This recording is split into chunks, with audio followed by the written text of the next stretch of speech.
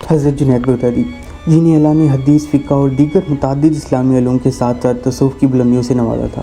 آپ رحمۃ اللہ علیہ نہایت باعمل اور سچے مسلمان ہیں۔ آپ کو صوفیہ کرام میں بہت اعلیٰ مرتبہ حاصل ہے۔ آپ کے وعظ سے متاثر ہو کر کئی انسانوں نے اسلام قبول کیا۔ 1050 ہجری میں جب دوسرے عباسی خلیفہ ابو جعفر منصور نے شہر بغداد تعمیر کروایا اور اس شہر کو دارالخلافہ مقرر کیا تو شہر کی شہرت سن کر دور دور سے لوگ آ کر یہاں آباد ہونے لگے۔ حضرت جنید بغدادی کے والد محمد بھی ایسے ہی لوگوں میں سے تھے جو اپنے خاندان سمیت بغداد چلے آئے اور یہاں رہائش اختیار کر لی۔ یہ 30ویں صدی کا آغاز تھا جب محمد کے ہاں ایک بچے کی پیدائش عمل میں آئی۔ بچے کی والدہ نے بچے کا نام ان کے دادا کے نام پر جنید رکھا۔ جنید کے معنی ہیں چھوٹا لشکر۔ پھر دیکھنے والوں نے دیکھا کہ قدرت نے اس بچے میں بہت ساری خوبیاں پیدا کی۔ حضرت جنید بغدادی کے ماموں حضرت سید سکتی بہت بڑے عالم تھے، کیونکہ حضرت سید سکتی مسالے کا کاروبار کرتے تھے، اسی وجہ سے ان کا نام سکتی مشہور ہوا۔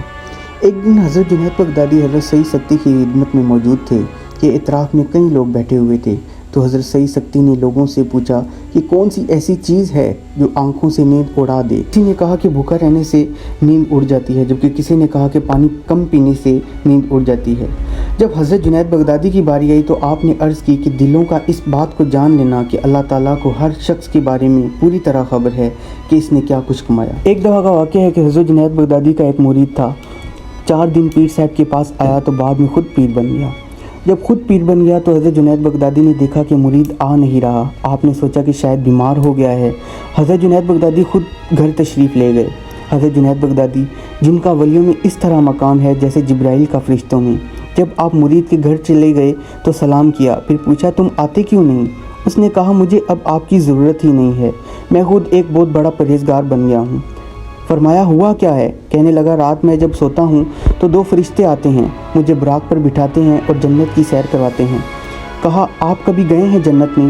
آپ مسکرائے اور فرمایا جب آج رات جنت میں جاؤ تو لا حول ولا قوت بھی پڑھ لینا۔ جب اس کو وہی خواب اس رات آیا تو سوچا کہ حضرت جنید بغدادی نے کہا تھا تو پڑھ ہی لیتا ہوں۔ جب لا حول ولا قوت پڑھا تو اپنے آپ کو جنت کے بجائے اروڑی پر بیٹھا دیکھا۔ لوگوں سے پوچھا کہ مجھے کہاں چھوڑ کر جا رہے ہو؟ انہوں نے کہا کہ ہم نے شیطان کا روپ ڈھار کر تیرے پاس آئے تھے اور تجھے اللہ کی راہ سے بھٹکانا چاہتے تھے، کیونکہ تو حضرت جنید بغدادی کی خدمت میں بیٹھا کرتا تھا۔ حضرت جنید بغدادی کا حال یہ تھا کہ 20 سال تک آپ نے باجماعت نماز کی تکبیر اعلیٰ نہ جانے دی۔ ابن سبات کا واقعہ بہت مشہور ہے۔ ہوا یوں کہ ابن سبات ایک ڈاکو تھا۔ ایک بار گرفتار ہوا تو سزا کے طور پر اس کا ایک ہاتھ کاٹ دیا گیا، پھر کئی سال کے لیے جیل بھیج دیا گیا۔ جب رہا ہوا تو اس نے پہلی ہی رات میں ایک گھر میں رکب لگائی، چوری کی نیت سے گھر میں داخل ہوا۔ یہ گھر حضرت جنید بغدادی کا تھا۔ گھر میں داخل ہوا تو اس نے دیکھا کہ کپڑوں کے تھان پڑے ہوئے ہیں۔ اس نے ان کپڑوں کی گٹھی بنانے کی کوشش کی، لیکن اس کا ایک ہاتھ کٹا ہونے کی وجہ سے اسے مشکل پیش آ رہی تھی۔ اتنے میں حضرت جنید بغدادی اس کمرے میں تشریف لے آئے جہاں ابن سبات گٹھی بنانے کی کوشش میں تھا۔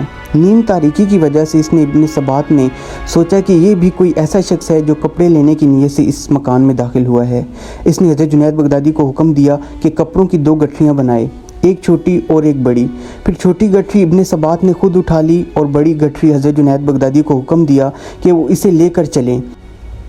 ابن سبات نے اپنے ٹھکانے پر پہنچ کر ابن سبات نے چھوٹی گٹھی حضرت جنید بغدادی کو دینا چاہی تو آپ نے فرمایا یہ تکلیف نہ کرو، وہ میرا ہی مکان تھا جہاں سے تم نے یہ کپڑے اٹھائے تھے، آئندہ کوئی ضرورت ہو تو مجھے بتا دینا، یہ کہا اور ابن سبات کو حیران چھوڑ کر چلے آئے۔ دوسرے دن ابن سبات آپ کی مسجد کے سامنے سے گزرا تو حضرت جنید بغدادی کی آواز کان میں پڑی۔ آپ لوگوں کو توبہ کی تلقین فرما رہے تھے۔ قدرت نے ابن سبات کے دل کی حالت بدل دی۔ وہ اسی وقت حضرت جنید بغدادی کے پاس پہنچے اور توبہ کی۔ ان کے بارے میں مشہور ہے کہ وہ اپنے وقت کے بہت بڑے بزرگ کہلائے۔ قرآن پاک کی تلاوت کرتے ہوئے حضرت جنید بغدادی کا وصال ہوا۔ آپ کے صاحبزادے حضرت قاسم نے آپ کا جنازہ پڑھایا۔